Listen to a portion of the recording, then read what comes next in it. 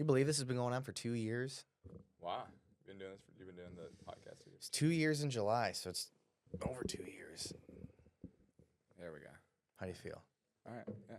Zach Sanchez, How's it finally going, got man? him on. Been asking you to be on here for about a year now, right? Yeah, something like We that. originally connected at a real estate event over at the St. Elmo apartment complex. That's right. I met you through Lauren Swanner. Mm-hmm. Yep. And Chance, Yeah. Over there at the station at St. Elmo. correct, Yeah. correct. And so I've been chasing you around, trying to stay in front of you, all the good things. And I wanted to get you on because, well, we wanted to produce some social media content, hear your story, hear about, what you're doing. And in this business, I think that even the best agents are saying, hey, you know what, it's trying times. I think we're finally all willing to admit that. But I know you've been staying steady and doing all the right things. And there's a lot of agents that listen to this stuff that love to hear tips and tricks. And so I wanted to get you in here to not only find out what it is that got you here, but what you've been doing so that you're not one of the casualties that Yeah. doesn't make it, right? So how long have you been doing the real estate business? Tell us what made you decide to get into it and give us the story, man. 2012 is when I got licensed. So it's been about 13 years. I started with apartment locating, helping students find apartments when I was going to college Okay. at Texas State. So that kind of got my foot in the door and kind of taught me how to, approach clients and talk to renters, and eventually a lot of those renters become buyers. So I still do some apartment locating to keep, to as lead generation and to build my portfolio. I like hearing you say that because I talk to some agents and they turn down apartments. They don't do apartment locating, but I know a ton of agents. I know a brokerage in particular that their sole source of original lead generation is apartment locating. That Mm-hmm. like when you come in, you don't get anything other than apartment location leads, and that's how you cut your teeth, and that's how you build your book of business. Mm-hmm. And I know a lot of agents, especially in 2020 and 2021, that really built a solid sphere of influence that ended up doing well, a year, 2 years later, because all of those apartments come due. Mm-hmm. Um, so I kind of want to get a little more on that and just your take on it, because I do know a lot of agents that just refuse to do anything with apartments. They feel as if it's like, that's not what I signed up for. That's not what I'm here for. I'm above that. Yeah, I think a lot of agents think that it's below them, but it's a great way to get to meet new people, to get in front of people that you wouldn't ever talk to. It's just brand new person that has no clue who you are. They call you about an apartment, and you help them out. You put them in their database. Put them in your database, Mm-hmm. and then you just kind of keep in touch with them. And then in a year, they might rent again, or they might buy. I've sold like some of my biggest deals have come from apartment locating, from them buying the next year. I think maybe the big issue is you're not making a ton of money on a transaction on an apartment location. Is that right? Well, I think that's the general consent, or that's the thought. That's what a lot of agents think, that it's not as lucrative as it is. But a lot of these apartments, since there is so much inventory, Mm-hmm. they're paying up to, I've seen 250% of 1 month's rent. Wow. Yeah. So I mean, if their rent is, let's say, $2,000, you're getting paid $4,500, $5,000. I mean, It's not bad. that's like a small house, Yeah. or a cheap house. Well, and the point is that you're planning on longevity in the business. So Mm-hmm. yeah, okay, so you make a little bit of money now, but as long as you're doing everything you need to do and you're following up, Mm-hmm. I mean, that's kind of where It's a really natural way for them to enter your pipeline. Mhm. I think that it gives you a sense of authority for them, because they trust you. Once you've helped them and provided great service, then they really trust you and they trust your opinion. And yeah, I explained to every one of them that apartment locating isn't just what I do. I also help with sales and buying, selling, um, and investments. So, Mhm. and then they might know somebody that's buying. So Exactly. it's just it's been a really, really good lead source for me. And a lot of my friends that also were in the business, in the locating business. And some of these locators, the best locators, the ones that are like producing the most, they're making like 30 to 50K a month. Yeah, it's a lot of doing money. it. I mean, that's more than most agents that are doing. Probably more than 90% of them. Yeah, so it's very lucrative, and yeah. So that's how you got started. Then you kind of transitioned to building a pipeline, doing more of the real estate stuff. You're still doing apartment locating, but if I heard you correctly, the majority of your business now is really just the real estate side of things. Yeah, I would say so. I think I've done about 20, I think it's like 20 to 30 transactions this year, and I think about 10 of those were leasing. Okay. So with landlords or with renters, and about 10, it's about half and half. Half is locating, half is sales. So yeah, And you've been doing real estate in some form of fashion for how long again? Forgive me. since 2012, so 2012. 13 years. Okay. Yeah. Right on. When did you feel, as a newer agent, for those newer agents that may, be looking for advice or even just kind of getting a feel for what next steps are, how long do you think it took to really feel like you were making money and kind of confident in what it is that you do? I would say probably like year 2 or 3, because the first couple years I was still going to college. Okay. So I never really planned on this being kind of a long-term thing. That's what everybody says. It was kind of just a college gig, because one of my roommates in college, he had his license and he was helping students find apartments. And he was telling me how much he was making, much more than the average college student. So that's when I got my license, and then got hired on to the company he was working for. And then, What was the plan before real estate? I always love hearing these stories. well, I was a marketing major. Okay. So I always imagined I would be like in a boardroom pitching some sort of marketing plan or Like some something. Mad Men shit. Yeah, I think that You were was going to be kind of Don Draper. yeah, that was kind of my inspiration. That I don't know if you've seen Sweet November No. with Keanu Reeves. Okay. He's a marketing guy in that movie, and there's like a scene where he's presenting some sort of advertising. I wanted to do like advertising, marketing, that type of thing. Interesting. And then I changed my major to public relations. So then I was thinking maybe I would do public relations for, I don't know, a company, or I don't know. And then I was going to write for the Rolling Stone. yeah, Yeah. that That was gonna- like, the big idea, that was like going in for communications and journalism. yeah. And that was kind of where my head was at. And I quickly grew up and realized that wasn't necessarily going to, I really would have to love it. You're still interviewing rock stars. That's right. See, look at that. You see how it's all paying off?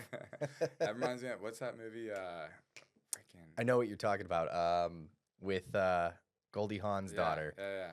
Almost Famous. Almost Famous. There it is. There it is. Yeah. Similar to that. I mean, not, yeah, pretty much just doing just traveling and really being a part of whatever it was that I was going to write articles on and stuff like that. It didn't necessarily have to be Rolling Stone, but like that was the big idea, was to work for a big publication and ultimately be like a journalism for a big publication doing reporting, basically. I also had a similar idea. I had a blog, like a travel blog, and I kind of wanted to interview people and like do some sort of lifestyle type of blog. And I didn't realize how big like social media was going to continue to grow. And had I stuck with it, I think I could have grown something. But yeah, because now there's there's so many Instagram famous and YouTube famous. There's so many different ways to get out there. Well, we've had the ATX Drinker on here. Oh, wow. We've had the Whiskey Boys on here. We've had Rachel Lately, 512 Bites. Okay, yeah. And then we've had ATX Jules and her boyfriend on here. Who else did we have? We've had the guy who does the, what's the big meetups that they do at the Pershing House?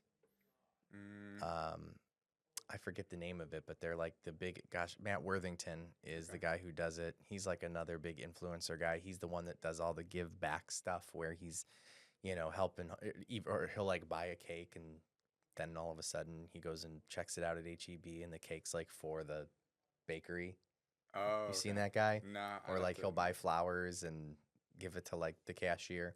Okay. He's local here. Anyway, so to your point, I'm just agreeing with Yeah, you. there's There's a lot of it out there, and all of those people that I just mentioned, all of them do what they do full time. yeah. Like none of them are currently working other Oh, yeah. jobs anymore. I mean, ATX drinker, he's probably making so much money.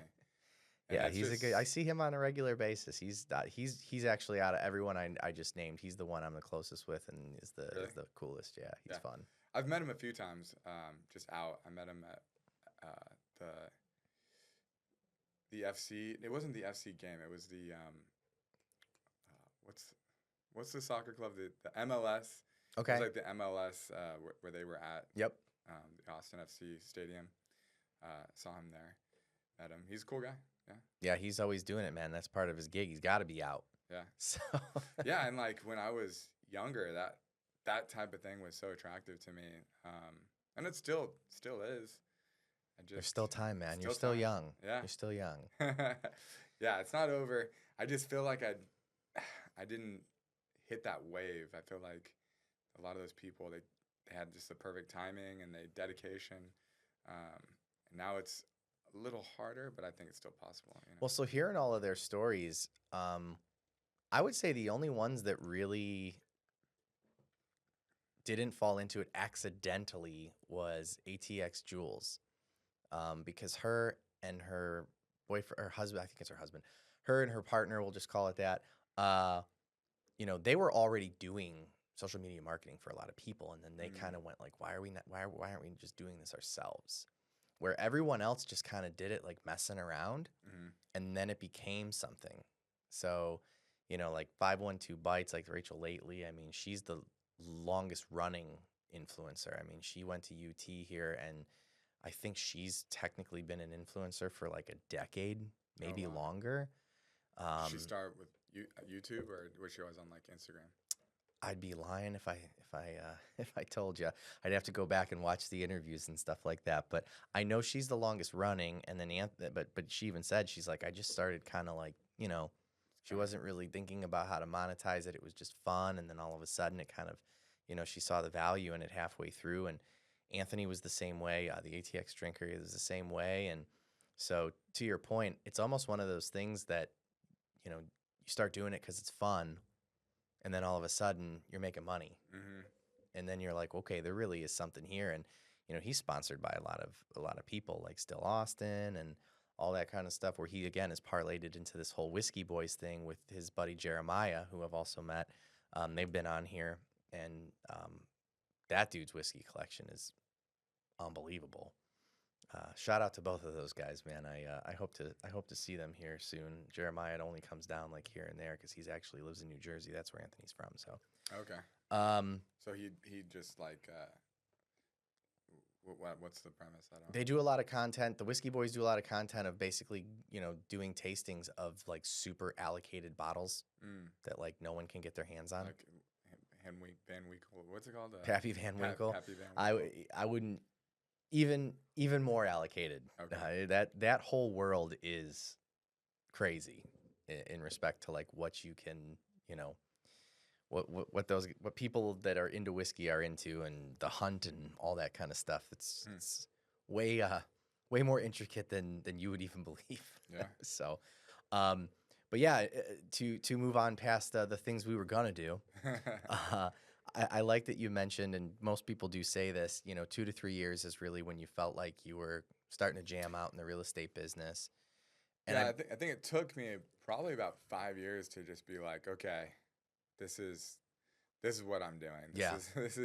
I'm gonna really lean into it, because it was like 2018 is when I transitioned from locating more into sales. I was still doing locating. But that's when I had my first, I was like, okay, I'm going to start selling real estate and marketing myself as a sales agent. And then that's kind of when I was like, okay, I'm gonna go full time. Kind of, I still do video creation. I do some video production. Okay. Film about 2 or 3 weddings a year, and I do a lot of video for other realtors. Nice. So I still do that, but I don't market myself that way as much as I used to. Got it. Going back to the time it took. The reason I bring it up is I talk to agents a lot, and they typically tell me a very similar story that you just described in regards to the timeline that it takes to really, become successful or go full time. Um, I like talking about it because I run into people that want to be real estate agents, younger people mainly, and I tell them flat out, like, hey, this is a really tough business, and chances are you're not going to really be successful enough, at least what you want, for at least a 2 to 4, maybe even 5 year timeline. And of course, all of them are like, no way, I can do it way sooner, which is funny to me. But before I get into kind of my thoughts on that, I'd like to hear your opinion. Is there anything that between the time that you started and the time that you went full time, obviously it's easy to look back and say this, but is there anything that you wish you would have done when you started going full time that you said, man, I wish I would have done this sooner, that would have maybe expedited, maybe even if it was just, I wish I would have put more time into it, right? Or do you feel like the way it went was the way it was supposed to go? I think the way it went, it is kind of the way it was supposed to go, but Okay. I guess I could have leaned into the whole sales part of it before, like sooner. What do you mean 'Cause by that? I could have learned more about this, about actually real estate transactions versus just locating sooner. Okay. Because I think I was just focused on locating for Got it. like 4 or 5 years.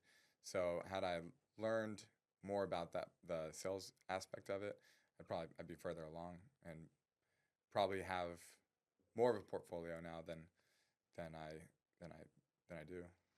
I bring it up because one of the things that I've heard other agents say, and I think regardless of the business, if it's sales, like I talk to a lot of people that have that 2, 4, 5 year kind of lull. And then I'm like, is there anything that you would have done? And I think a lot of people, after they take it serious and go full time, kind of look back and admit that I got into real estate with the mindset that, all right, I'm going to do this. And if it works, then I'm going to do this. But if it doesn't really take off for me, I'll figure something else out and I'll do something different. But I think anything involves, especially if it's going to be a career, it involves you to put 100% in. Risking it. And by 100%, I don't even mean just the time, but like the structure, the money. Like I can't get over the amount of agents that don't financially invest in their business until they're like 5 years in. Yeah. Like if you talk to any agent that's doing, I would envision, if you're going to do 20 transactions this year, you have made some sort of financial investment into your business, even if it's simple as, purchasing stuff to do social media or, any kind of, I know not everybody buys like leads, but maybe you're even doing marketing where you're doing newsletters or anything like that. There's a lot of newer agents that are like, well, I can't afford to do that, or I can't do that. And it's one of those things where it's like, well, if you don't do it, then you're going to find yourself 5 years from now finally getting started. I mean, what are your thoughts on that? Yeah, well, I think a lot of newer agents, they don't have the money to just quit their job, so they usually do it part time. They have a full time job, and then they do real estate part time, and that takes them much longer to launch because it almost becomes a self-fulfilling prophecy, right? Yeah. Like, yeah. You want to do part-time real estate, you're going to get part-time real estate money. Yeah, part-time results. So, yeah, I mean, I have one of the guys on my team. He has a full-time job and has been doing real estate part-time, and I mean, he's had some good success just right out of the gate, but then didn't ride that momentum. Yeah. And now he's just doing his full-time job, and I think that he could be so much further along had he had just committed, maybe figured something out, like how to. Yeah, talk about riding the momentum. I mean, what does that look like? I think that's a great term, and I think I know what you mean, but I'd love for you to unpack it. I think it'd make a great clip, frankly. I'm gonna take a little pause. Yeah. um, So we had a new sales guy that came in, he closed a bunch of deals, made some decent money. Maybe instead of talking about what it takes to ride the momentum and let's frame it as what didn't he do, right? well, yeah. So he went to his very first open house. Uh-huh. He picked up a couple of buyers. Yeah. And we found them new construction. It's awesome. And we closed them. And like the likelihood of that happening on your very first open house ever, it was his very first open house by himself. Yeah. Is extremely low For sure. low probability. And he could have been doing that every single weekend. Yeah. And he'd probably have at least 2 or 3 more deals in the next 6 months to a year. And that's much better than most agents who start. So in this case, riding the momentum would have been just continuing to, what do they say? Like focus on the process, not the outcome. Yeah. So just sticking with what worked for. Yeah. I mean, he had proof of concept. Mm-hmm. He went to an open house. Right. And once you have proof of concept and you see something work, just double down, do more of what works. Mm-hmm. The 80-20 rule or something. Like yeah. Lean into the things that, give 80, what is the 80-20? Well, I mean, the 80-20 rules, it applies to anything. Yeah, and typically, 80% of, one of the lines you hear is 80% or 20% of people do 80% of the real estate, for example. Yeah. Pareto distribution? Pareto distribution? I'm not familiar with that one, but so if I'm hearing you, though, he went in, closed this deal, made some money, and did not continue to do what worked, and instead did what? Just worked his full-time job. So what do you think the why behind that was? Well, I think it's was it almost too easy? I think it's just comfort.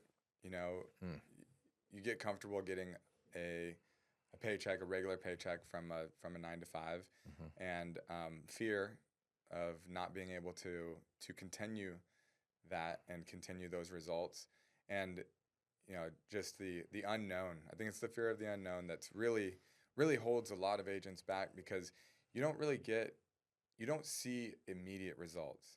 It's an over time thing that builds on itself, kind of like a snowball. Yep. And it's slowly falling down the hill, but then it gathers momentum, and then all of a sudden it takes off on its own. But you still have to show up. You have to keep doing the things that work, and let go of the things that don't work. I think a lot of people continue to do the things that aren't working, just because they're used to it. It's comfortable. And if you're trying to get into the industry and you have a full-time job, maybe think about the things that you can cut back, like cut back on spending, or sacrifice. You have to be able to sacrifice maybe your lifestyle for a couple of years while you're investing in the growth of your business.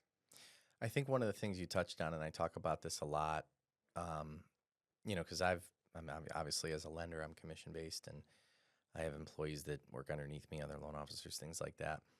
And I think that in sales, the hardest thing to do, and the part that people who have worked other jobs just do not have just can't wrap their head around, is working a 40-hour work week, right?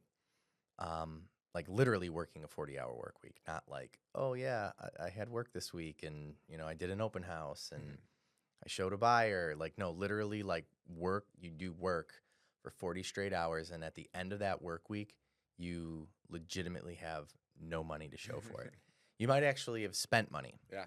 And then you do that a second week and a third week. Because typically what I find, people that fail in sales, they're not really putting in the work.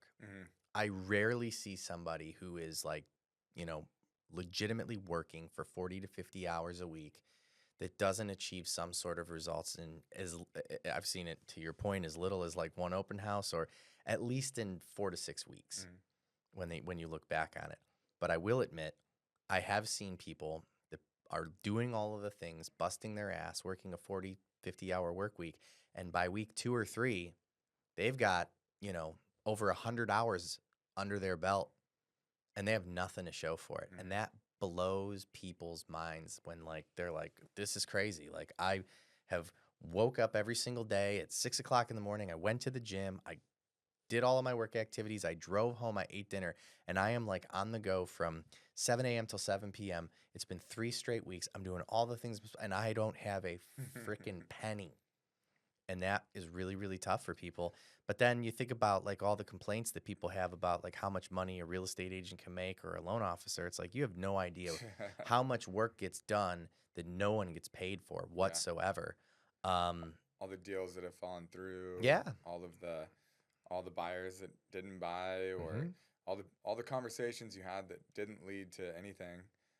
You just got to keep going because the deal the deal could be right around the corner. Yeah. It's like I don't know. Have you seen that meme with the person digging for gold, Oh, yeah. and then the gold's like right on the other side, but they've been digging for I don't know a day or two, and then they just turn around You're like, and they yep. try to dig another hole when the gold was just on the other Yeah. side and you gave up. Yep.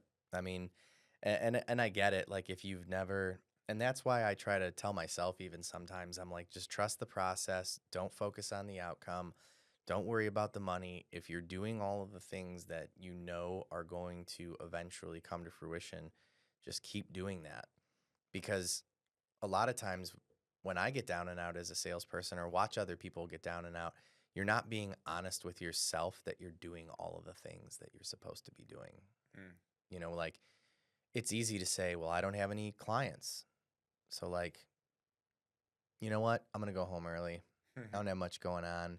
Or I'm going to wake up late. Or I'm going to spend an extra hour in the gym. It's self care, right? Like, that's healthy. Yeah. And it's easy to make concessions on how you don't need to be doing the things that you don't want to Oh do. yeah. So easy to not show up. It's so easy to just call it in and just do the bare minimum. Um, yeah, and the agents that are really crushing it are, they're making content every day. Mhm. They're they're staying on top of mind to their sphere, which is something I'm guilty of. I don't. I've kind of have this like posting anxiety, or I don't know what it is that's come over me in the past few years, but it's just been hard for me to like. What do you think it is? I've got so many theories on this, but I, I don't know you well enough to give you which one I think it might be. I would love to hear what you think it is that keeps you from doing that. It's uh, definitely not hard work. I know you bust your ass. I think it's this like need for like I want it to be perfect or Mhm. something, Mhm. and sometimes it's best to just produce and just put it out there in the world and keep producing and don't worry about if it's perfect. There's a book called Lynchpin. Mhm. Uh, I don't remember the author, Gooden or something, and he talks in that book. I should probably reread it. Is about just putting it out there and not worrying about it being perfect because um, some of the best stuff that it's people just putting it out there, and you might not think it's great, but other people can gain value from it.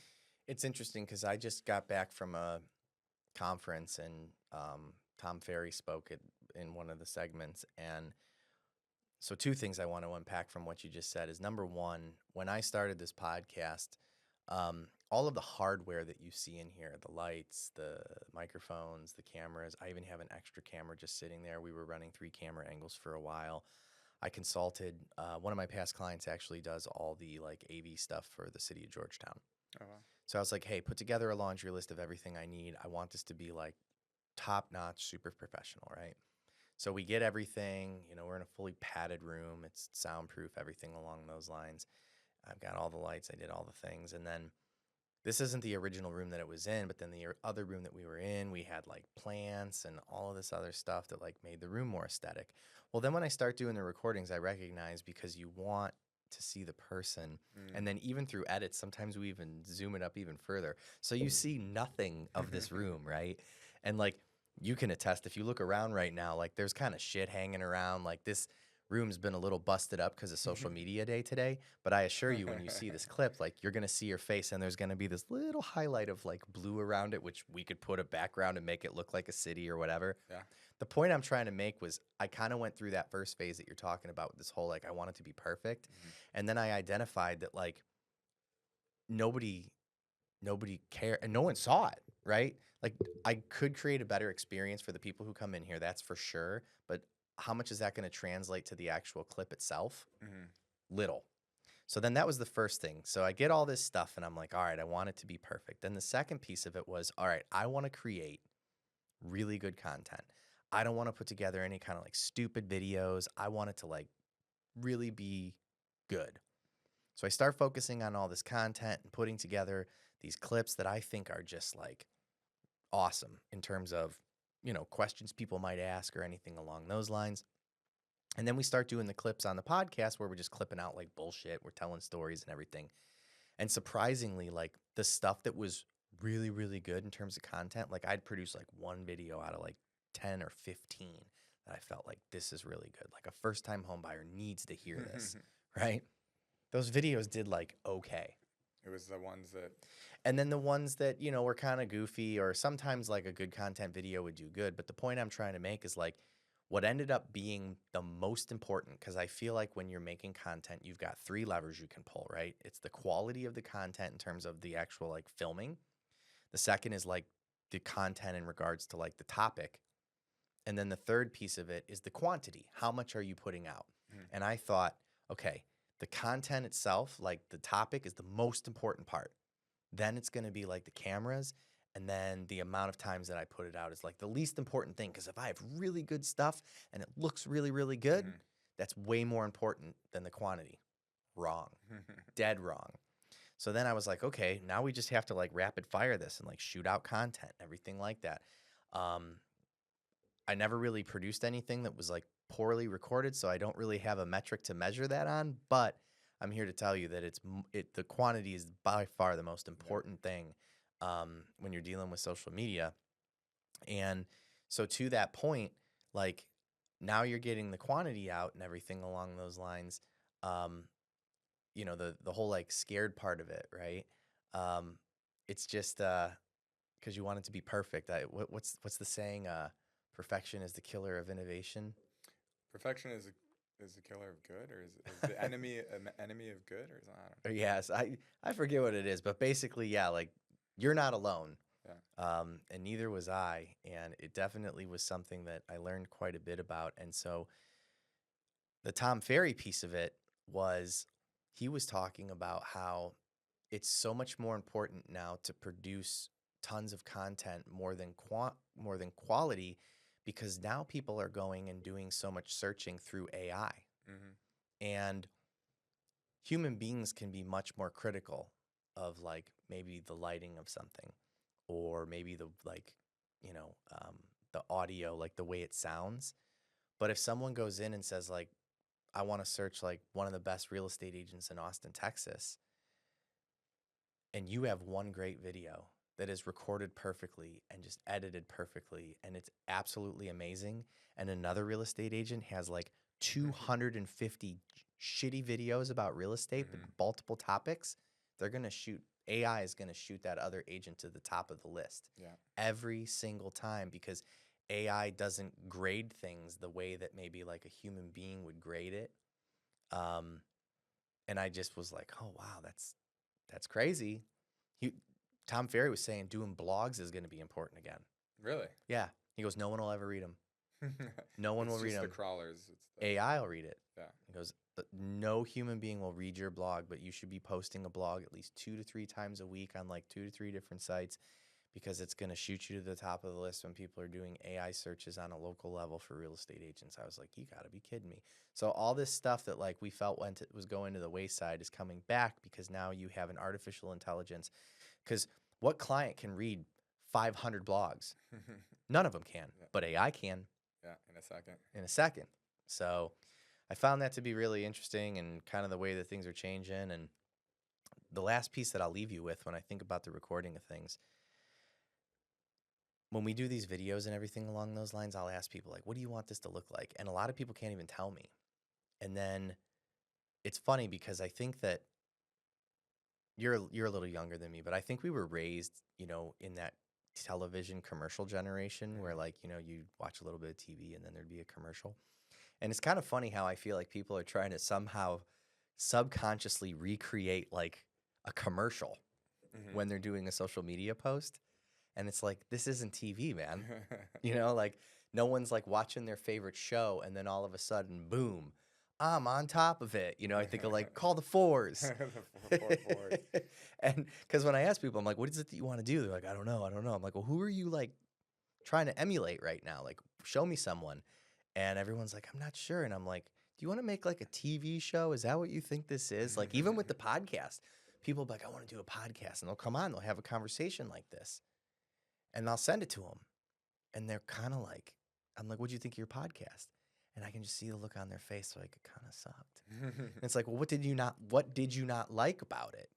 And the reality is they're like, we didn't really have anything to talk about, and it's just two people talking. I'm like, that's That's what a podcast that's is. what this is. Like, this isn't a reality TV show, like Yeah. where you say something, then it's like, so now we're back, like, and this whole thing has been super interesting to me. Like, it's just been a crazy social experiment. But that was a long-winded answer to talk about Tom Ferry and AI, and to encourage you to get out there and just do it, man. Yeah. You gotta Just have produce some more gotta content. gotta have the reps, Yeah. right?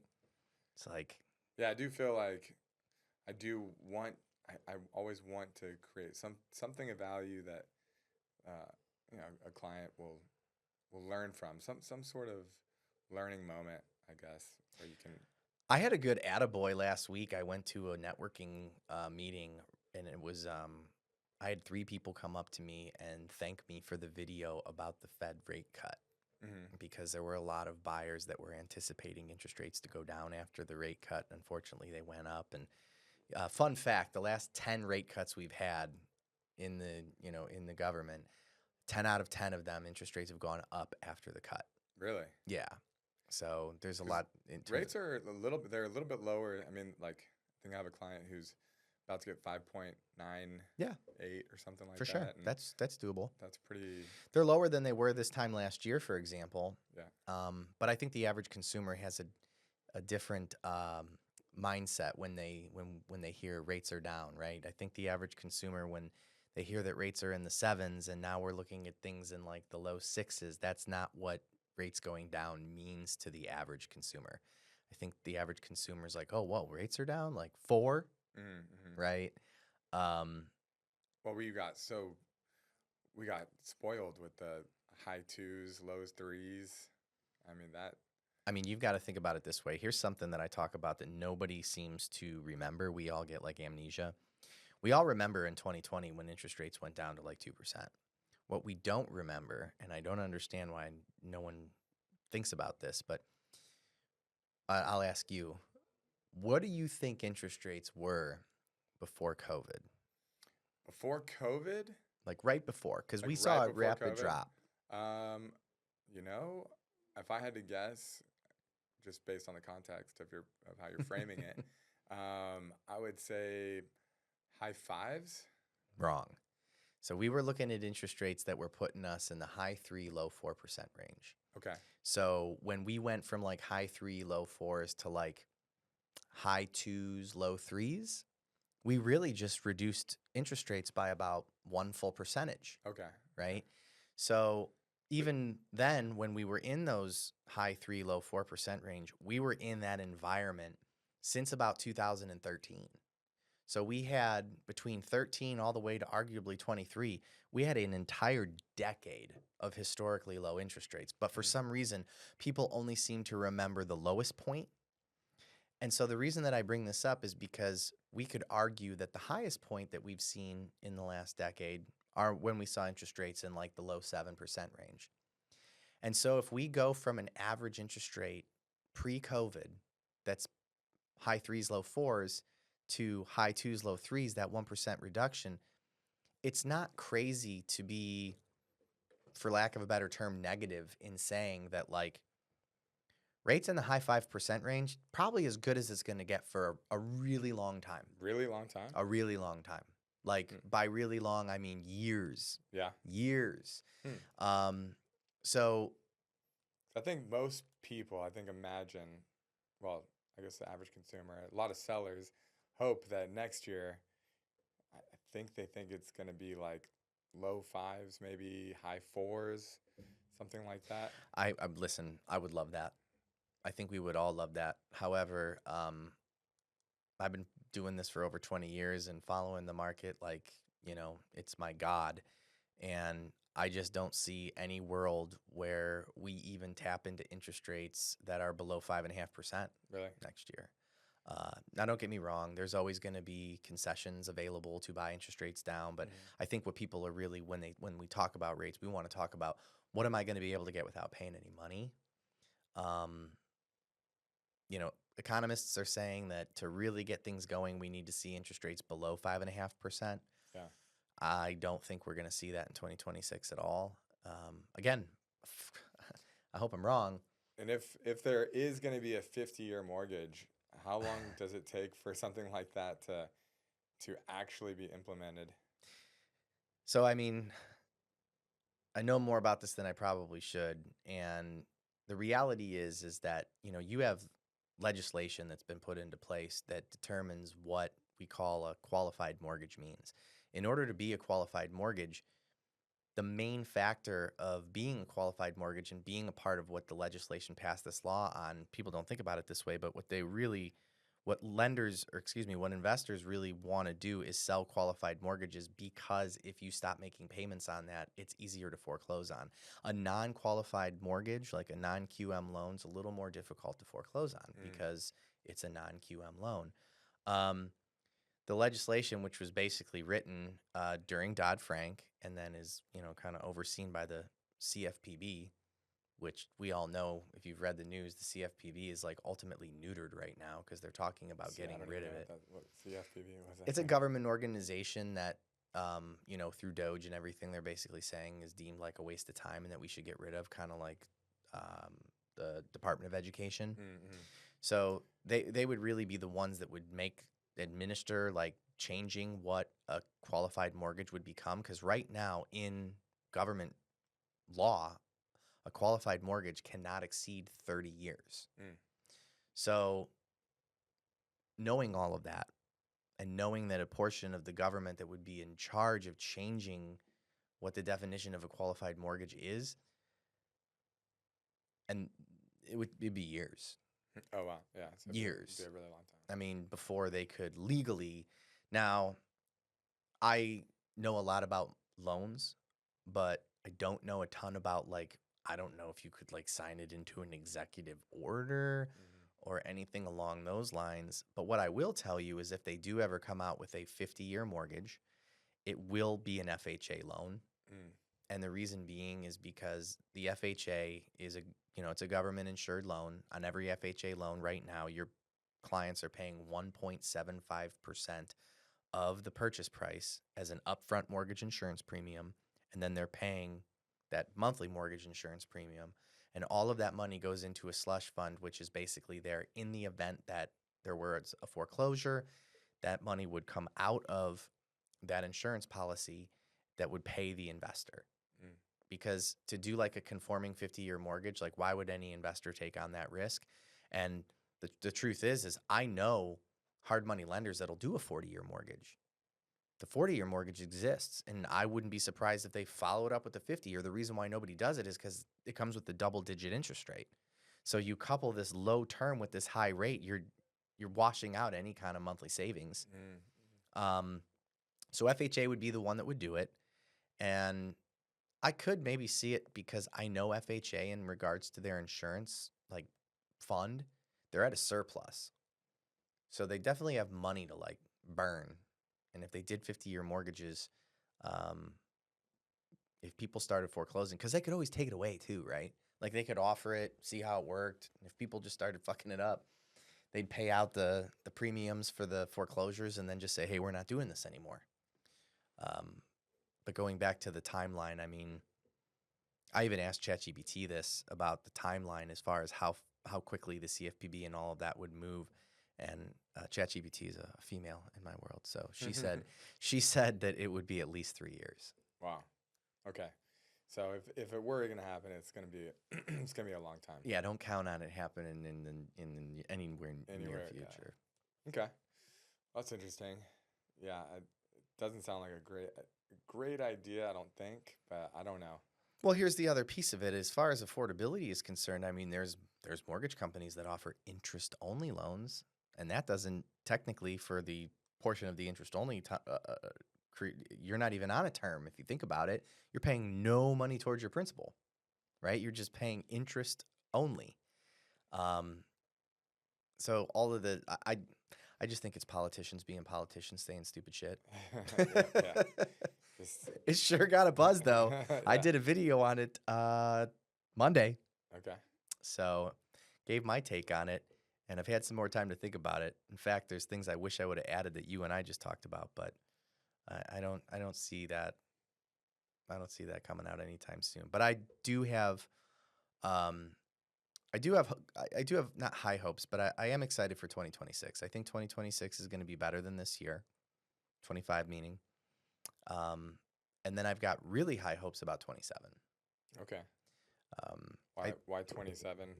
Well, we're seeing the Fed rate cuts that we need in order to eventually watch mortgage rates come down. Typically, when you see a Fed funds rate cut, it takes about 4 to 6 months before that actually hits the long-term market. You know, Fed funds rates are really tied to credit cards, car loans, short-term loans. For that to get into your long-term loans, which, I mean, a 30-year mortgage, takes a while. So we've had 2 rate cuts this year. There's talk of our third one, which would be December 10th. I am a little concerned that might not happen because of this government shutdown, because I don't think the Fed has the data that they feel they need in order to make the decision as to whether or not they're going to cut. So let's just go worst case scenario and say they don't. If they don't cut, that means we had 50 basis points that took place between September and October. You push that out 6 months, you know, that puts us in the spring market when we finally see interest rates come down. You're already seeing things in like the high 5% range, but that's really only for like a well-to-do client. You'll see that kind of bake into like stuff with lower down payments, lower credit scores, things like that. If we see this next cut and we see, you know, maybe 2 or 3 more, that's going to push us out into late 26, early 27. And I think it's possible we get to that like mid 5% range. And then what it really just boils down to is the biggest issue I think we have in real estate right now, forget about loans, is that there's just no sense of urgency, right? And we need to figure out a way as real estate professionals to create more of a sense of urgency, because the problem that we're running into is, especially sellers, I think everybody's looking for something that they want to tie logic to. In other words, like rates are higher than they used to be. If you have a house with a 3-year interest rate, it's not logical to, you know, go buy a house and get a 6% interest rate. Property values aren't coming down. Like where can I like hang my hat on the logical, like, I've timed the market.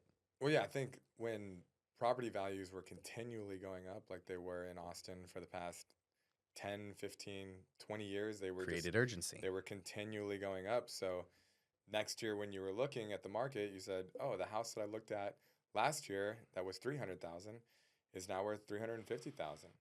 And then the next year, you'd see that again. You'd be like, "Oh shit, I should have bought that last year." And then the next year, I should have bought last year. And now in Austin, I bought last year, and I'm thinking, oh, I bought 2 years ago. I'm thinking, probably should have waited actually. Well, we all know in real estate, I mean, it's a 5 to 10 year game plan. I've always said this, and I've been doing this long enough to watch it. If you're going to buy a home and you do not hold that home for 5 years, then there's a strong possibility you'd be lucky if you wash out. This business runs in 7 to 10 year cycles. You don't have to be in the business to just see that. So even if you crap out for like 3 years, hell, even 4 years, it's kind of crazy to watch. But like year 5, 6, 7, like you could make your entire nut on those last like that year 5, 6, 7 and make $0, and you're gonna go, okay, this makes sense. I'm glad I got in when I did.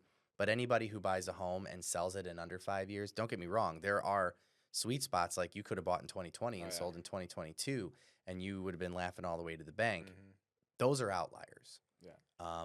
Anybody who buys and sells in under 5 years, I'm here to tell you, you're probably not going to do very well, even if the market's healthy.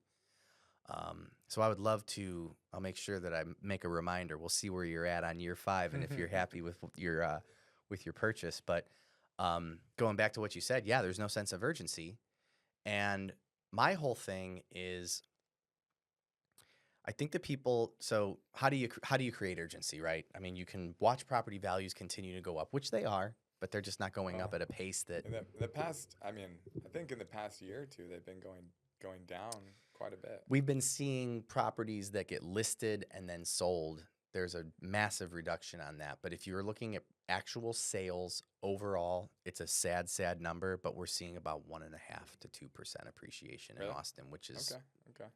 Doesn't even beat inflation. Yeah. So, we're not seeing actual sales, like true sales, go down. But yeah, I mean, people are listing at 500,000, selling at 400. Okay, fine, your house is worth 450. And we go across the entire neighborhood and look at all of the sales, like they're still going up. Okay. People aren't just making, making the 5, 7, 10% appreciation that they're used to, and they're like, oh, well, property values are going down. It's like, yeah, they're going down, but we're not losing money, if that makes sense. Okay. We're not even making an appreciation that's beating on inflation either, but it's not good, but it's not doom and gloom. But I guess the point I'm trying to make is, even when the property values were going up tremendously, that sense of urgency was there. So now that's gone. And here's where I'm going with this, and this is something I've been thinking a lot about. I talk to people in like 2,500 square foot homes that want to buy like a 4,000 square foot home, right? And I think about, like, fun fact that I recently heard is, did you know that the average starter home, you know how you hear these things online like, oh yeah, sure, boomer, like I'll go back when you bought your house in 1950 for $45,000. Well, the average starter home in the 70s was 900 square feet. Wow.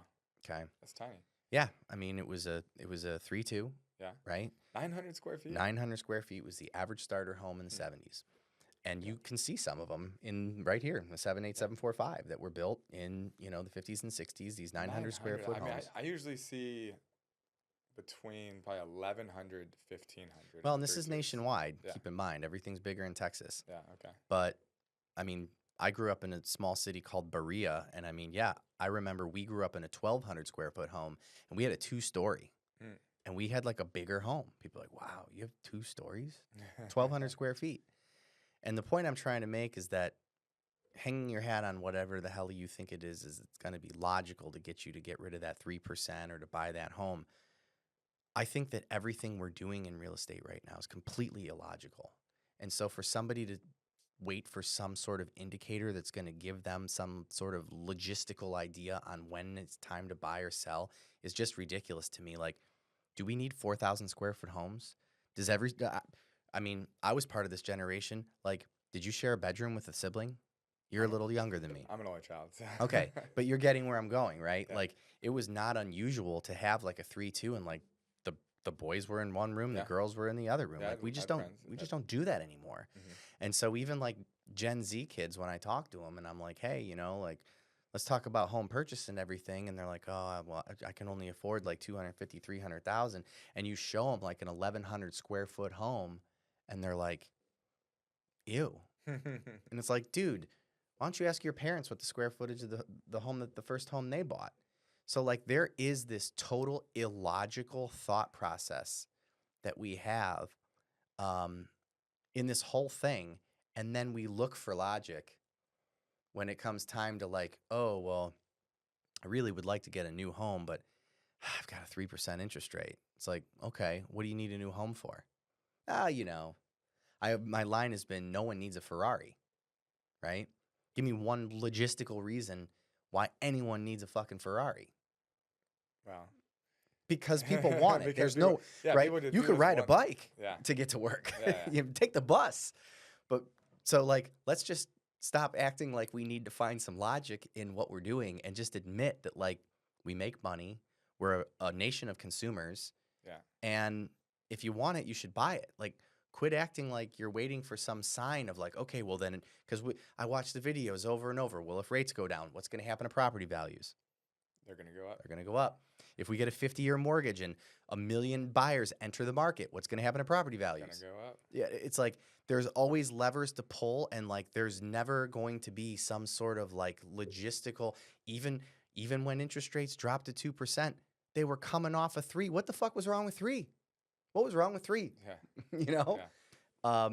So these are all the things that I think about when I think about how we are going to get it into, because rates aren't coming down. And even if they do, that same guy who says, I'm not moving because I got a 3%. If rates drop to 3% today, that guy with that 3% interest rate would say, well, now I'm not moving because that $600,000 home that I was looking at is now $1 million. Yeah. And so it's like this whole waiting for some sort of sense of logic in an industry that, in my opinion, has zero logic. No one needs a 4,000 plus square foot home. No one needs a Ferrari, you know? Like, and it's okay. It's okay to want what you want. Just fucking buy it. Can you afford it or not? I think so many people, well, especially people our age, they've gotten used to renting. They think that, I mean, because it is cheaper to rent. You could rent the same place for much less than you can buy the place. For sure. But it's not yours. You can't personalize it. You have the risk of the landlord selling it, or the landlord wanting to move back in, or whatever it is, and you have to move out. You've established yourself there, and it's just not yours.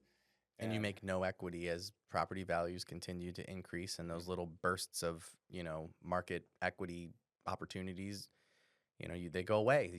They don't go away. You literally didn't play. Yeah. And then the one thing that I've been thinking about just recently is I talk to people that don't own, and if they tell me, hey, I'm waiting for the market to crash. Yeah, they're waiting for the bottom. Right. They all want to see a bottom, a clear bottom, and that's just, you never time the market perfect. Well, and here's what I was thinking about. This literally is something I thought about yesterday.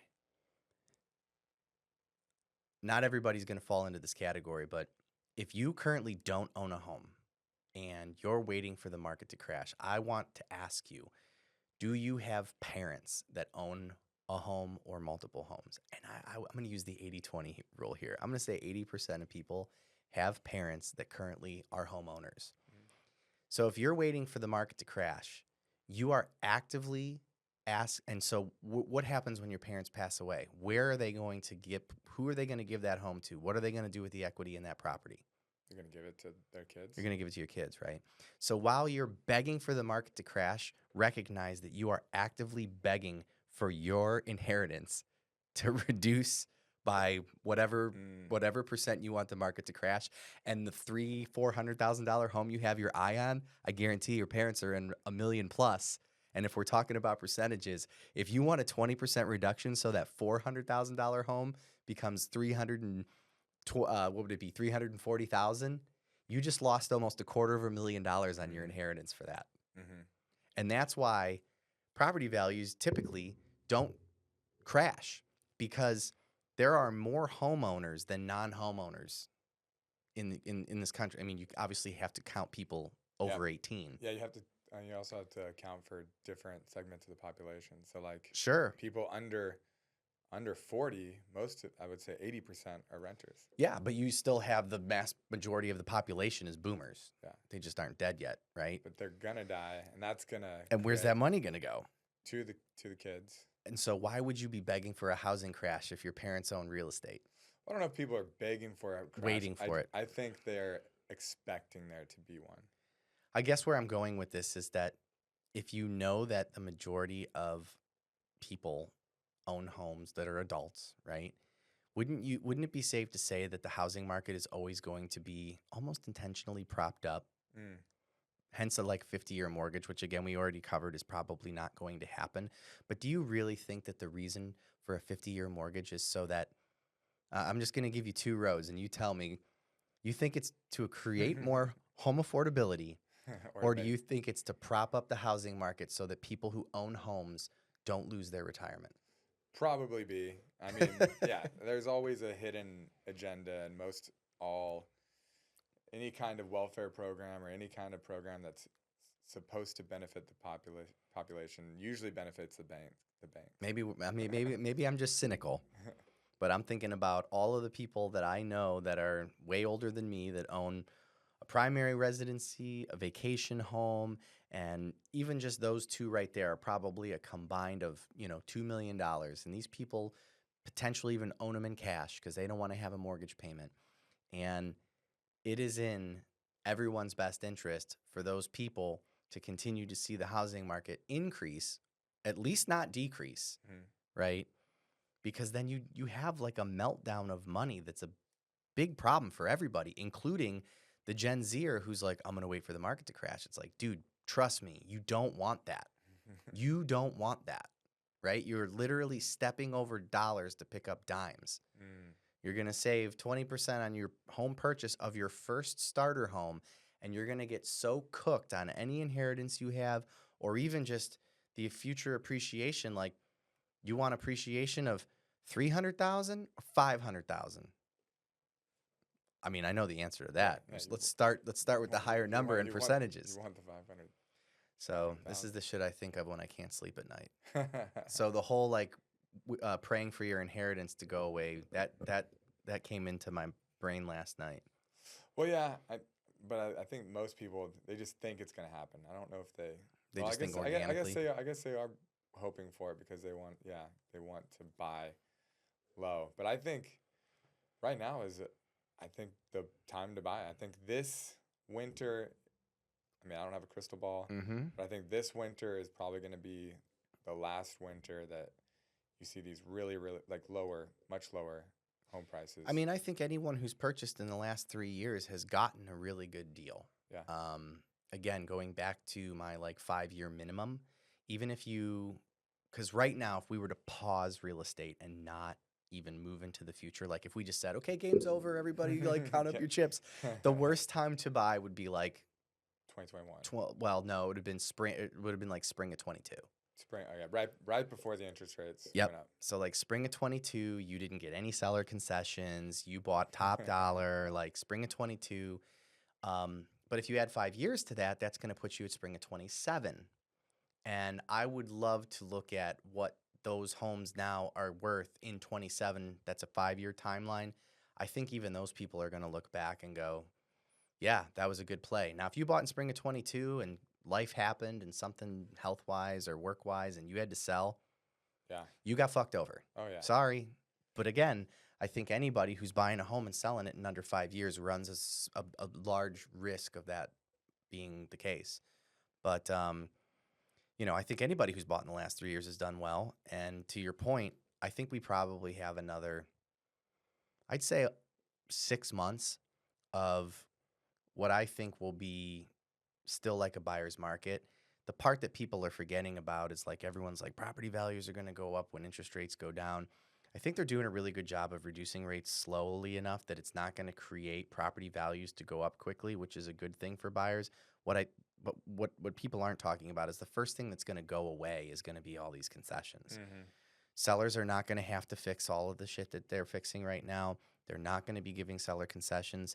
And so those buyers that are, doing first-time home buyer programs with 3% down with little to no money, like, you better get in now, man. If you don't have the additional cash to, like, cover your closing costs or make repairs on a property, I think that clientele is cooked by the summer market. In 2021, 2020, 2021, I mean, there were you would have to bid over asking price, and then you weren't getting any kind of repair. You weren't getting anything. You were just, I'll take it. You're getting laughed at if you even requested a repair or a seller concession. Right now, we just got my client under contract, $30,000 under ask, which on a $350,000 home, that's like, what percentage is that? I mean, you're talking almost, it's like 7%. You said 350? From 380 to 350. From 380 to 350. So you got to, I mean, it's not 10% because that would be 35. That'd be 38,000. But yeah, I mean, call it 6% reduction. 6% reduction with a $3,000 concession. Okay, so even more. So that's Yeah. another percent. So that's a 7% reduction. Yeah. I mean, they are killing it. I mean, think about it. 7%, like reduction in, like, would you take if you looked at your 2020, your 2025 income this year, and someone said, "Hey, I'm going to go ahead and give you a 7% bump on that."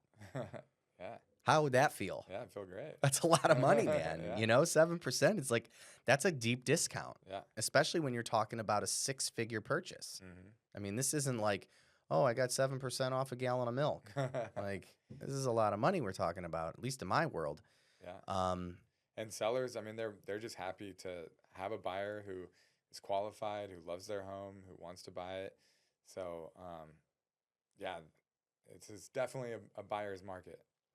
I, it, I cannot wait to see what, going back to that like logical thing we talked about, whether you want to, it's not even logic, but I can't wait to see what the it is going to be that is going to convince.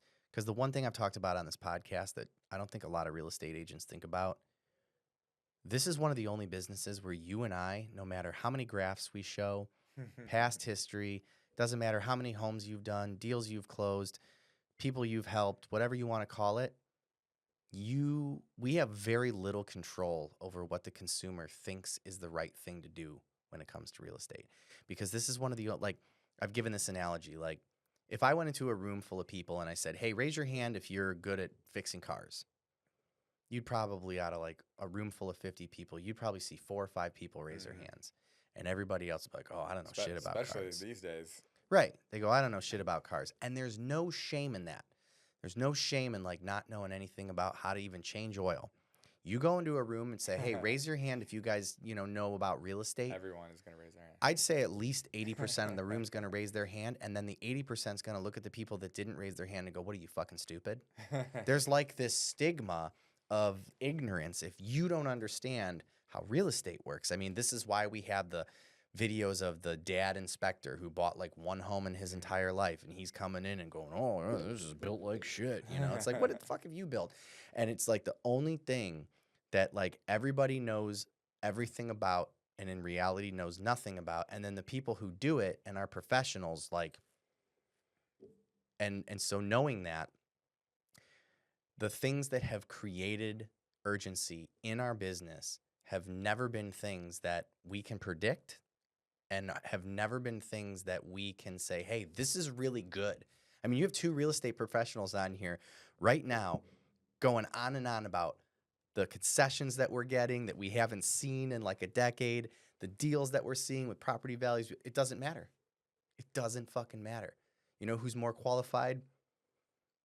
The brother-in-law or the fucking father-in-law that isn't even in real estate. So I'm really curious to see what the it is going to be when this turns a little bit, because I guarantee it's going to be one thing. Maybe rates come down enough to where people are like, now's the time. Maybe property values start to go up, because that, to your point, was kind of what it was. It wasn't rates.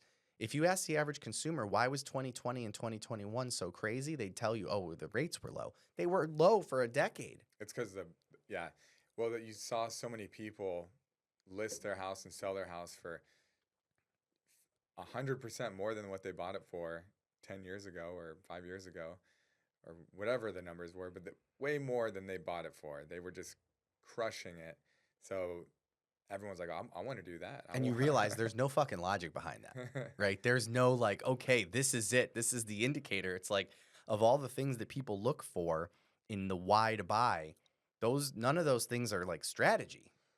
Well, it was and then the beginning of COVID, I was like, oh, everything's gonna be slow. Like before everything started happening, I was like, oh, this is gonna kill the market, this whole COVID thing, and then it ended up being the complete opposite. Well, and that's my point. Even a pandemic can't slow down when the general public decides, like, we're doing this. Yeah, It's like, what's going on, guys? Like, we're just That's they're like fucking zombies. the herd mentality. Right. They just go with the herd. So I'm dying to know what the next thing is going to be, because let's face it, there's a ton of pent up demand. Yeah. I mean, we're reaching that. Going back to my 3 to 5 year or 7 to 10 year theory or whatever, most people stay in their homes like 5 to 7 years, 10 years. So if the low end of the market as far as rates, we started to see things kind of take an uptick like in the middle of 21, early 22. You tack on 5 years to that, that's 27. And I think you're going to see a lot of people that are just going to go, fuck it. Like, I'm sick of this place, And I'm just curious to see what the catalyst is going to be that's going to get it going again. Yeah, I think I want to talk a little bit more about like the silver tsunami and all Yeah. of these. Well, these boomers. I guess a lot of boomers are dying, Mm-hmm. and It's like we need another pandemic just to. but I'm curious. Well, I guess we have a lot of empty nesters Mhm. that are leaving their bigger homes and they're moving into smaller homes. That's got to affect the market. Um, and then so many, I guess, Gen millennials who are wanting to. Mhm. Most millennials still want to buy. I think all of them want to eventually own their, not all of them, but a majority of them want to own their home, I would agree. but they're just not doing it because it isn't making sense to them. Can we take a pause? I'm gonna grab another Celsius. Yeah. Okay. Go for it. Take a piss. I don't have to piss yet, but I definitely want to get another. No, I have one of these in my car. Grab a glass of water. Yeah, we're cooking.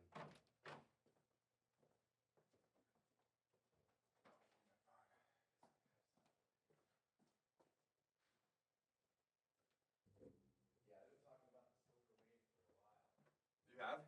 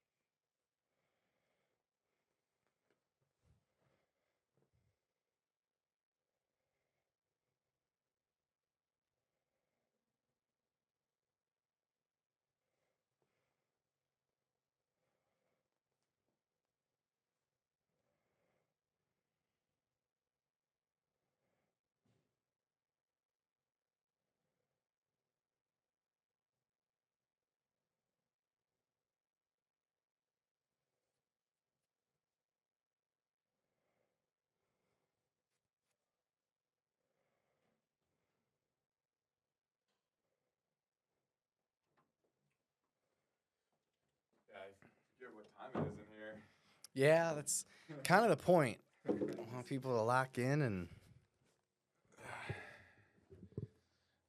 I think we'll get a lot of good clips, though. I will get everything edited, and then I actually just learned how to send everything through like a link Dropbox type of thing. Okay. I was giving people like an SD card and stuff, and someone was like, "Hey, you can just do this." I was like, "Oh shit, okay, that works." Yeah, I use WeTransfer a lot, but Okay.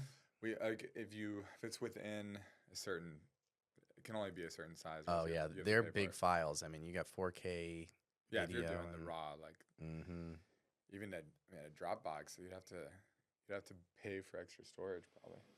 Yeah. Yeah, I was doing them through like a Google Drive. But yeah, there's a way now that I can send it as like a link. I think it fucks with the quality slightly, but What service? well, I was sending the clips I was doing through Opus, and then there's a way that you can drop those down and make them public links. Okay. I didn't know that, so I do now. So I'll send you some stuff, and then yeah, if you do want the full blown raw footage, you have to come and get it. Yeah, yeah, I might. Yeah, I'll come get the raw footage just to have. But yeah, if you make some clips, I'd be love to see them. Yeah, I'm gonna put them out. We'll tag you, do all the things, make a collaborator. Make me look good. I will. I will. So we kind of cut loose on for a second there about the silver wave. So for those that don't know what that is, why don't you let us know, and I want to chat a little bit about it. Yeah, the silver wave, silver tsunami, or whatever you want to call it. It's all the boomers that are retiring, that are going to be, leaving their industries and selling their businesses. That's one aspect of it, and then eventually, a lot of them are going to Die. Right. die. But I guess right now, a lot of them are. Well, and then we have, I guess, I don't know, is this the same segment of the population that are like empty nesters that are selling their bigger homes and moving into smaller homes and selling their 2-story homes and getting into 1-story homes. Yep. So I'm curious what your take is on how that affects the market and what does that mean? Well, I think it's going to be a while. And by a while, I mean, 5+ years at least. So I think we'll go through one more cycle. I call them these 7 to 10 year cycles. I think we're going to go through one more cycle before we see something like that. So I think that's going to take us out to, 2030, 2031. If things continue to go in the cycles that I think they will, we're probably going to see another downturn in real estate come, 2030, 2031. So remember, realtors out there, when the business gets busy and, you're making money again, remind yourself that this business gives you a work-life balance. You don't need it when you're making a ton of money. I can't tell you how many agents I met with in like 2020 and 2021, and they're like, I need a work-life balance. And you'd see the vacation pics and stuff, and I'm like, what are you doing? Like, you shouldn't be sleeping right now. Like, your kids shouldn't know your name. So when it picks back up again, if you take nothing from this podcast, remember that. Because it will. It'll downturn again. And then I think that's really when we'll see those things start to settle in. But I don't know. I don't know what it'll do. I mean, just logistically, it feels like, okay, you're going to see more inventory maybe. We already have such little inventory, though we need it. So it's not as if I would say we have like a influx of inventory. I mean, the reason that we talk about inventory in our business right now, saying there's more inventory on the market now than there's been in, I think, the last like 5 or 7 years. Well, I think even longer than that, right? Yeah. It's not inventory because there's no one to buy it. It's not inventory because no one is buying it. Does that make sense? Like, there's not enough houses if everybody wanted a house. Let's put it that way. Sorry about that. I'm just trying to move it up. This is going on the P&L because it's the end of the year. We're getting two new stands. It has to happen. But yeah, there's I mean, by definition, we still have a low amount of inventory when it comes to housing if everybody actually like owned a home. What is it right now? It's like 5.5 or 6 months? Yeah, I think we're at 5.5 months right now, and here's the other part. We've gotten so spoiled with this statistic that traditionally an average market is 6 months of inventory. Okay. But like we're used to like less than 30 days. Well, I think in Austin, this before COVID and before all this craziness, It was around 4 months was the Okay. average for Austin, I Okay. think. Which is considered low. Much lower than other cities. Right. Right. Yeah. 6 months is supposed to be like normal. So it'll be interesting. I love pondering things like this because, if let's go the whole way, if like the silver wave tsunami, we really start seeing a large swath of the population dying off, that money, my concern is that those assets get transferred typically to a family member. Hmm. And if that family member decides to rent that property, that kind of doesn't solve the real estate problem. Doesn't solve the inventory issue. Mm-hmm. What you have to hope for is that those people sell and then they just want the money, Hmm. or they move into that home and sell their other home. But if everybody starts turning everything into just rental properties, that's not going to help our inventory issue. And that's like one of those things that I constantly think about, especially when it comes to like the whole BlackRock stuff and everything. I'm originally from Ohio, and they're trying to pass a law that in the state of Ohio, you're not allowed to own more than, I forget the specific number, but I want to say it's like 150 or 200 rental properties Okay. by one entity. So that's meant to protect people from big corporations like BlackRock. Right. I mean, think about this, like, and again, this is going to sound like real commie, so I don't necessarily feel this way, but there is something to be said about the fact that we have an inventory shortage, we have an affordability issue, and there are homes out there right now that currently have tenants in them that arguably would love to own a home, right? And this is one thing I will say that I get frustrated with is like I talk to way more people than I would like to admit that call me and get approved and tell me that they're purchasing this property as a primary residency when they own like 2 or 3 homes. And I had a client one time when I called them out and I said, look, I don't think you're purchasing this home as your primary residency. I think you're purchasing this as an investment property. And, we need to be careful what we're doing here because occupancy fraud is real and it's punishable. And like, you know, I can't just you can't just all willy nilly like be like, hey, I'm buying this as my primary residency. Wink, wink. Wink, wink. And like, I'm just going to go along with it, right? I've been doing this too long and your deal is not that important to me. Because you can get in trouble. Of course, we can all get in trouble. And ironically, you're watching it happen at a, high level with politics. They've got all these politicians now that they're trying to say we're doing mortgage fraud because they're violating occupancy guidelines. You're talking about Trisha James? She's one of them. Okay. Yeah, I mean, where she's got like 3 homes that are all homesteaded and they're all her primary residency. And Is that what it is? Yeah, that's was the whole exactly thing? what it is.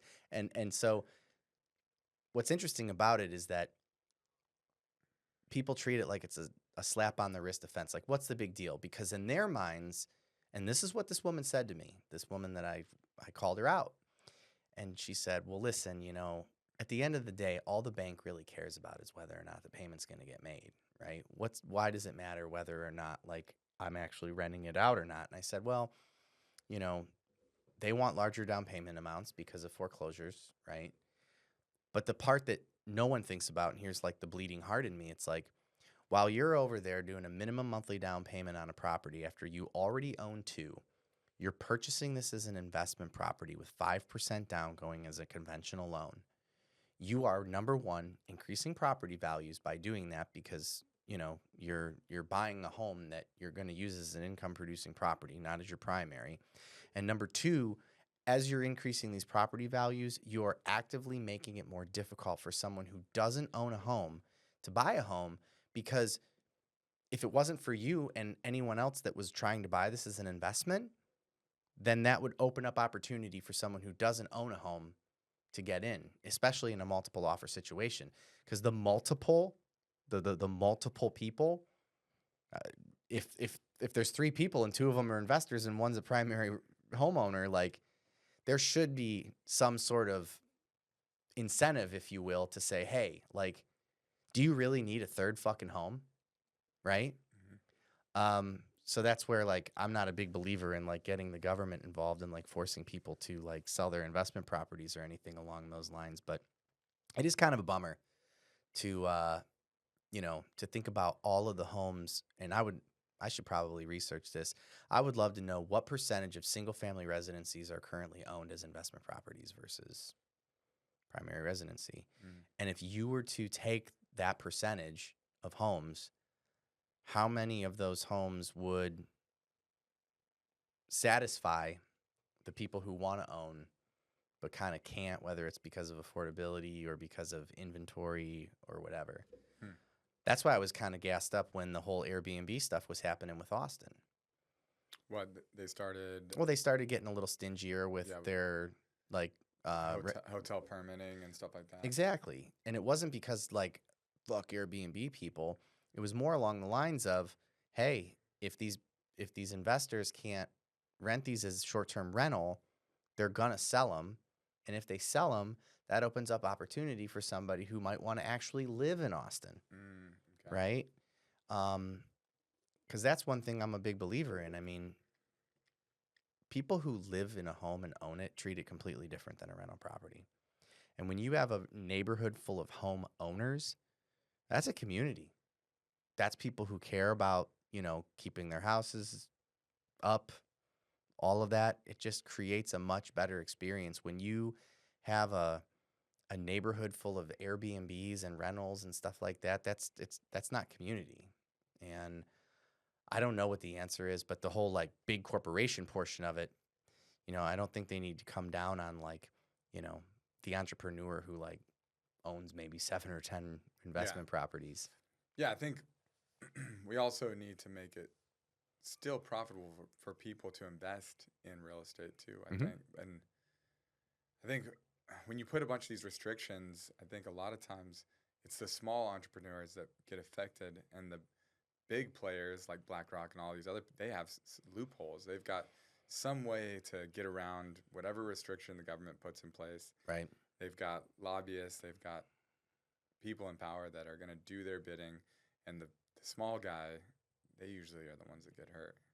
So going back to the silver tsunami, if these homes just get kind of given to or inherited by individuals that end up just hanging on to them, I don't know if much will change.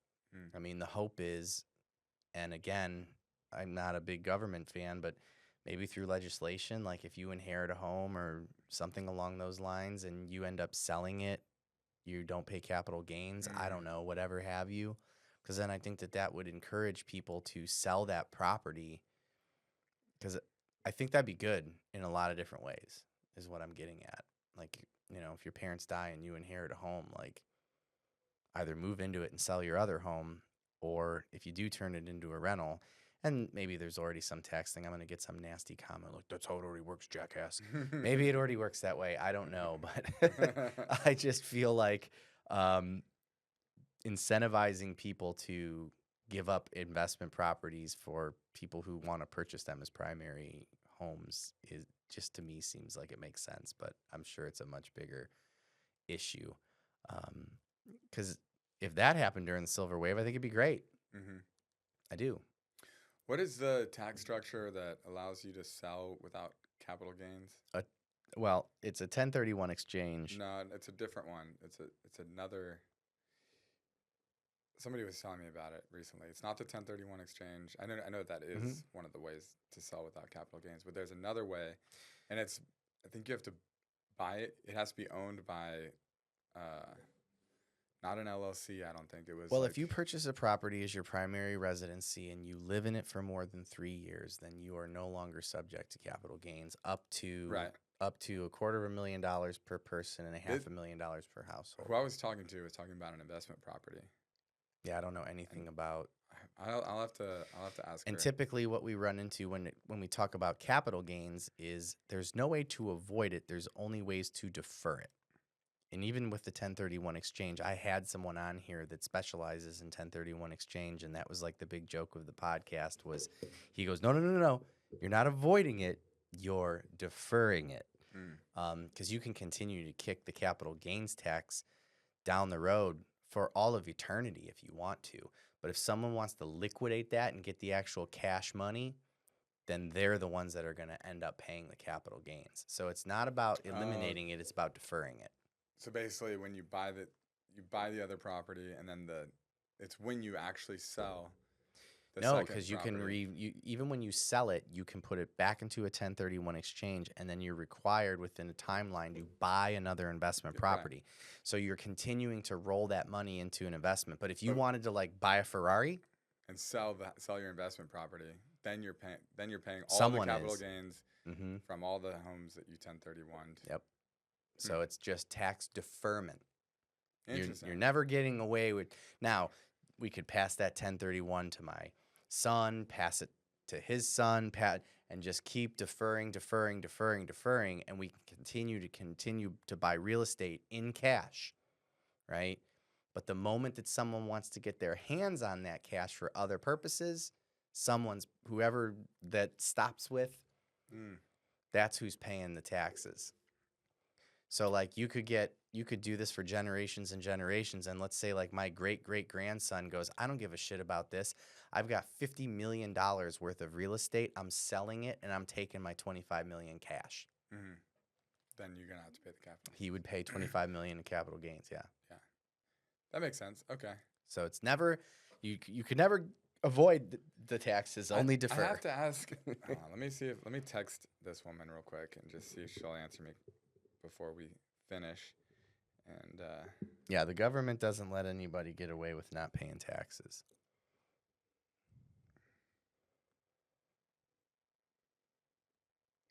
I mean, maybe if there was a situation where you could prove that you had so much expenses, you could write it off or something. But even then, you're not deferring the capital gains. You're only eliminating the income. I don't know.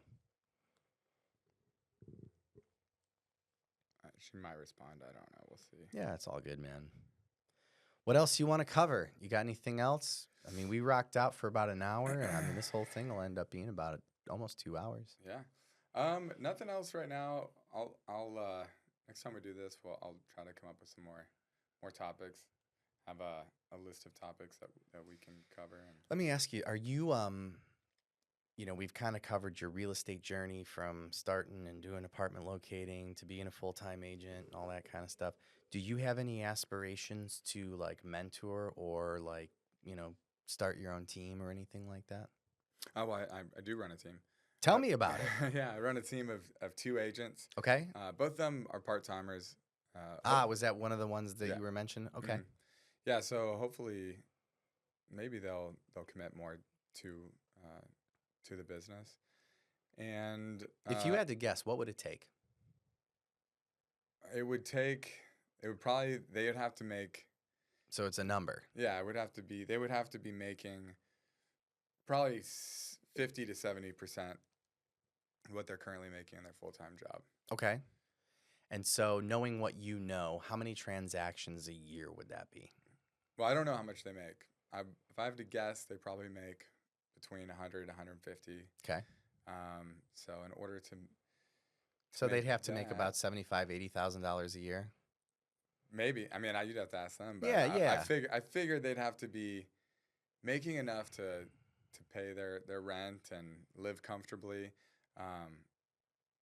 Yeah. So they probably have to be making, probably about 80K. And that wouldn't make them happy, but that would make them go, okay, like this is enough that I can do this full time with the intention that I'll eventually get to where I was with my current job. Just with quick math, how many deals does a real estate agent have to close, do you think, annually to make, call it 80 grand? I mean, let's say average transaction is 10 to 15K or 10 to 20. So probably about 5 to 10 transactions a year. So 10. Like so like close a deal every 6 weeks. Yeah. Sounds easy when you say it like that. It does. Right? It sounds easy, but in this market it's tough. Yeah. Yeah, it's interesting. And I think that's where locating fills in the gaps. You can get a locating check within 2 to 3 months.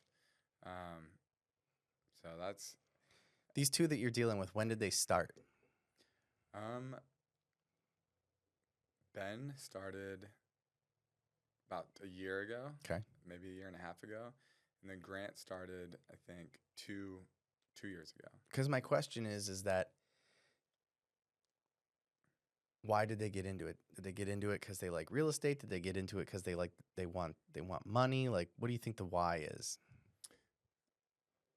That's probably unclear to me. I think, hmm, Because I understand when agents get into the business when things are good. You know, they look at what other agents are doing. They go, "This is easy. Zach's a dipshit. I could do this." You know, like stuff yeah, like that. yeah. And they're like, and they have no idea. Well, I think people just see the opportunity to make money, and they don't really understand what it takes to really make the money. Mm-hmm. The money that everyone always sees the wins. They don't see the work and the losses and all that. Because we make it look easy. Yeah. For real. Yeah. I've been saying that for years. We make it look easy. And that's what a good agent should do. Yeah. You know, if someone's like, wow, this was so easy. Like, I can't believe this was so simple. Like, I take that as a compliment. Because the agents that are out there because I know these agents too, that I feel like they create problems so that they can fix them. Because they want to make it look like, oh, you know, real estate's so tough. Or you see some of these TikToks like, oh, I've been so busy. I did this, I did that. And it's like, shut up, dude. Like, that's not cool. What's cool is doing a transaction and your clients like feel like it's seamless. Yeah. Right? What give me an example Of what? of how they make it harder or Oh, dude, I can give you one right now. Here's what's crazy. I got to be careful what I say because I don't want this to come back to like exactly who it is. Got to keep it anonymous. I had a transaction that I did the approval and everything, and then it got under contract, and the buyer ended up going with a local credit union. They beat me on the rate and everything like that. But I got far enough into the transaction that like I'm on all this correspondence with the title company, with the buy side, the sales side agent, and I've been watching it. I'm not even a part of the transaction. I'm just like, you're just CC'd still. yeah, I'm just watching they go back and forth, and it's an absolute shit show. And one of the things that's insane is, so the deal finally closes, but they want to close early because the credit union was about to blow the rate lock. And so the credit union's like, hey, can we close this early? The sellers don't want to be out yet, but the buyer wants to close early because if they went and only locked the interest rate for like 30 days. And I think they were hoping that they were going to be able to extend it for free. But the market went up after the rate cut. So now the credit union's like, hey, we want to close early. If we don't, then it's going to cost the buyer money. And of course, they never said that. So like, shame on this credit union, but whatever. So they end up closing early, and the sellers have to get all of their shit out of there. I don't know if they hired movers. I don't know if the sellers didn't know. I don't know what agents didn't do, but couldn't they just give them a lease back? There's a lot of things that they could do, right? Again, I'm just watching this, and you asked me for an example, right? I can give a million examples, but this is the one that's just top of mind. So what ends up happening is that the buyer goes to move in, and the sellers took the refrigerator. Oh, shit. And it So was in the contract. It was in the contract. So now the refrigerator's gone. So the deal's already closed. So they go back to the sellers, and they're like, yo, you took the refrigerator, and like that was part of the contract. They're like, oh, no problem, we'll bring it back. So they bring the refrigerator back. Now the buyer is saying that the refrigerator has been damaged because it's been moved, and she wants $1,000. Okay. That's where we are. The sellers are saying we're not giving her $1,000. We brought the refrigerator back. It's in the same condition. It's working. Everything's fine. Of course, the buyer's saying there's like dents in it, and there's like a new dent and a new scratch, and it's a he said, she said. She wants $1,000. They want this. They want that. Meanwhile, title is holding like a $2,000. I don't know how they agreed to it, but title's holding money from the sellers.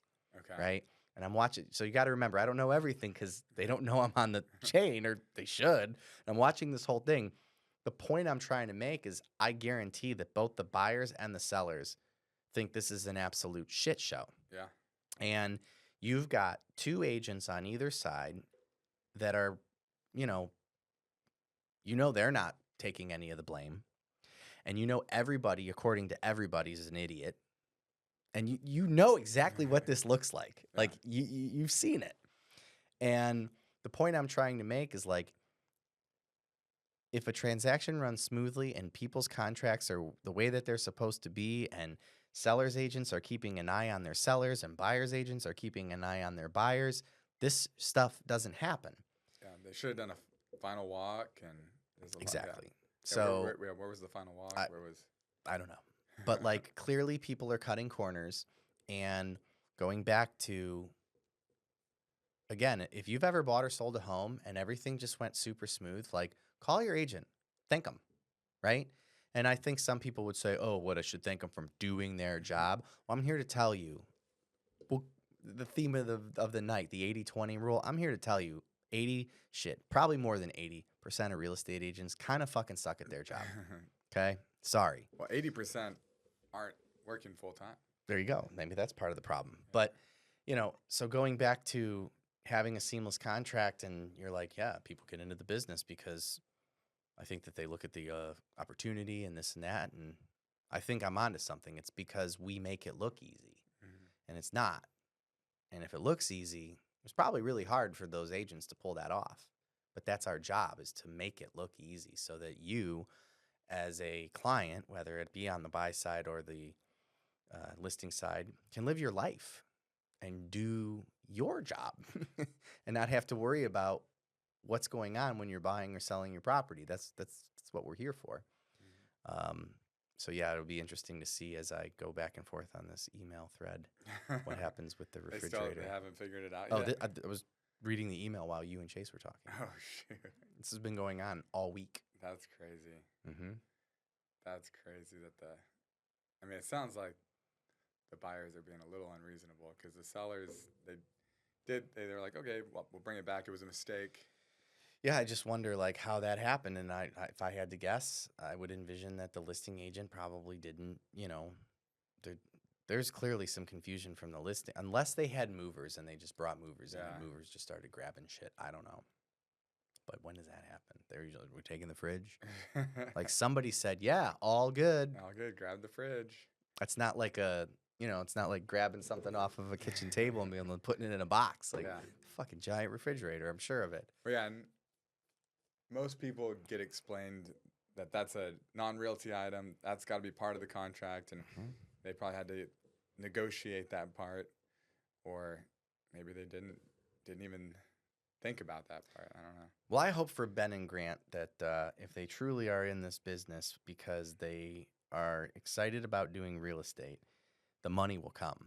Yeah. It's not the other way around. And that's what I tell people. If you are in this business for the money and you're kind of not doing it for the real estate side, you'll never make money in this business. Yeah. I promise you. You have to have a passion for You don't have to love it, but you have to, like, if this was like, communist Russia and you got to pick your job and you didn't get paid, you just did your job because you, like, if you wouldn't choose real estate, you're not going to make money in this business. That's how I feel about it. But if you're like, no, like, I actually like this, and if I can do this while making really good money, then you're in the right place. You're in the right place. And that's why I always think when people are like, I'm like, what are you in this business for? If they're like money, I'm like, that's not the wrong reason, but what if this was like a $45,000 a year salary job? Would you consider it? If you're like, fuck no, I wouldn't do this job for that. It's like, this might not be the best fit for you. Yeah. And can you imagine if we got rid of all the like onesie twosie agents, how much better it would be for the people who actually do it? All of the other ones, yeah. The barrier to entry is so low. It's almost non-existent. Yeah. I've been saying for years, I wish that they had a unit, not a volume, a unit requirement for real estate agents. And I don't know what that would be, but as an example, if you close 5 or more transactions, then your license renewals, whatever it is right now. But if you close 5 or less transactions, they should like 10x your renewal cost. That's not a bad idea. It's not a bad way to do it. And the only argument to that is like, well, I do real estate. I want to purchase my own properties. It's like, okay, that's fine. They should have separate licenses for people that want to do real estate for their own.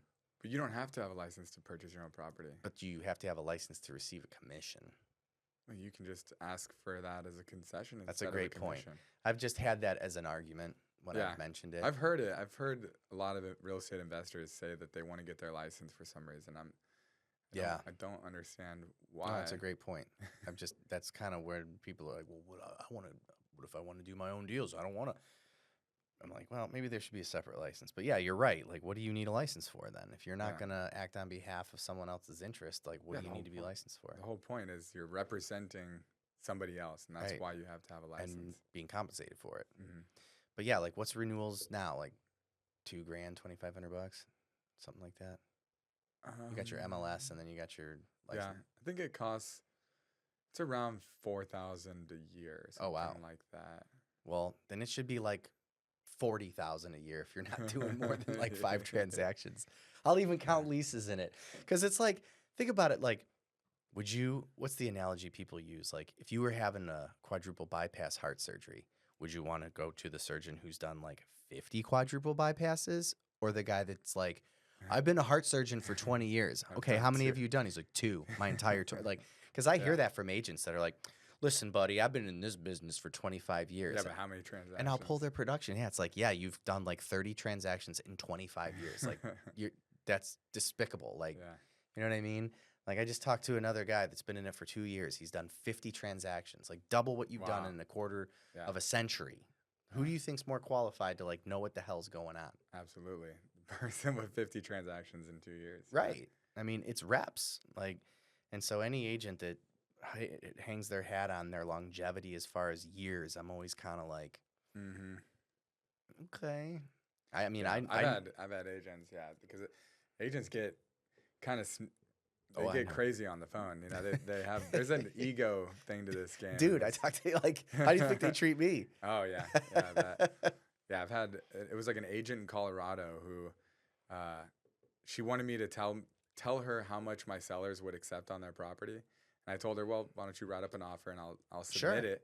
She was like, I've been in this business for 25 years. You know, this isn't going to work with me, blah, blah, blah. I was like, okay, all right. Yeah. Well, how about you just write it up and send it to me, or just email me the terms and I'll forward it to my sellers. present it. But I can't tell you what they're going to accept because I honestly don't know what they're going to accept until Yeah. it's been presented. It's crazy. 25 years, though, she probably hadn't done a deal in like 3. Probably. But Yeah. yeah, you see that. You got anything else you want to cover, man? No, not right now. But yeah, well, let's do it again soon.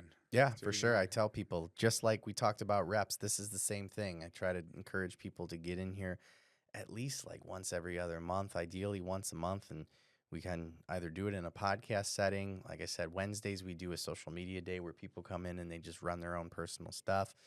Because technically, the reason why we did the blue, because the blue acts as green, believe it or not. Oh, really? Mm-hmm. It acts as a green screen? Yeah. So any kind of software editor, CapCut, Premiere Pro, DaVinci, all picks this up as a green screen, so you Okay. can do whatever you want. We've been putting articles behind it. That seems to be like the new thing. Articles?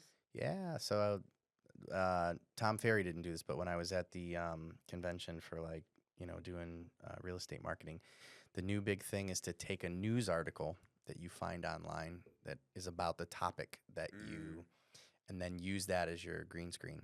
Okay. And that seems to, So like blow it up so that the whole background is the article? like I just did one yesterday or Monday with the 50-year mortgage. Okay. So it was like Wall Street Journal comes out, says Donald Trump is, and you know what was crazy? That video might have been one of the best videos that I've ever done. And I legitimately think it's because I clipped that article and Trump was in it. Oh, they just see Trump and they got to click on it. I've already got 17 comments, and it's only been out for like 2 days. I already got 17 comments and something like up to almost 1,000 Yeah. like views on it. It's been out for 2 days. People cannot, they just love to either love him or hate him. It's like the Howard Stern effect, right? You remember when you ever see that movie, the Howard Stern movie? Yeah, I forget what it was called. Yeah, what was it called? But Oh, man. either way, I mean, I just always remember that part where they do the, when they, however they rate who's listening. And they were like, the average Howard Stern fan listens to the show for 2.5 hours on average. Okay. and they're like, the average Howard Stern like hater Listens longer. listens longer. Listens for like 3 hours on That's average. crazy. They said number one reason why the average Howard Stern lover listens, I want to see what he's going to say next.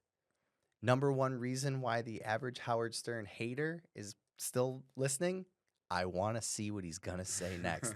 But if you apply that to Trump, even that answer, Oh, yeah. same thing. Like my joke is like, we'll turn on the news and I'm like, what's Uncle Donnie say?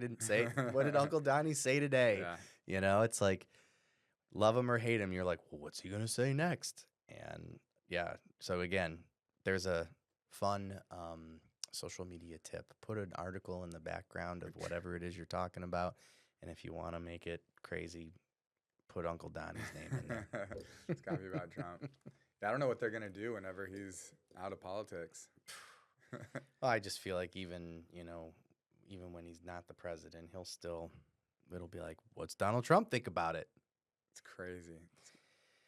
I'm not that old. I mean, I'm 41 years old, but I don't think there's anybody that is as like just, I don't know, just as polarizing as him. Like I said, Howard Stern was an example, but even Howard Stern, I read a statistic that Donald Trump is arguably the most famous, well, first of all, is the most famous person in the world, right? No one's more famous than Donald Trump. Crazy. In the world, right? I mean, you got to think. I guarantee any country, you could probably go to like a third world country that doesn't even have television, and they probably know who Donald Trump is, which is wild. And then you take that fame and couple it with like the polarization of like so many people hating him and so many people like ready to like walk through hell for him. It's just it is crazy. It is crazy. It makes no sense.